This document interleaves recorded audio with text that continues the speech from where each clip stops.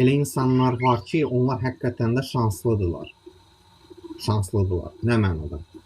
Məsələn, biri varlı ailədə doğulur, biri kasıb ailədə doğulur. Varlı ailədə doğulan insan daha şanslıdır, nəinki mən.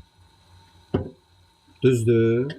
Çünki onun ən azından maddi tərəfdən üstünlüyü var. Amma o qarantiya deyil hələ. Niyə? Ona görə ki, varlı, sən yenə də varlı olsan da belə pulu gedib havaya sovursan, o zaman o varlı olmanın heç bir əhəmiyyəti yoxdur. Mən məsəl üçün kasıb backgrounddan gəlib qəpik yığa, nəsə elə gəlib ortaya bir şey çıxarmışam. Mən o varlıdan da xoşbəxt həyat tərzi sürməyə başlamışam. Düzdür? Mindset budur. Və nəticə etibarilə orada ucu maddiyyat yox, mənəviyyat rol oynayır.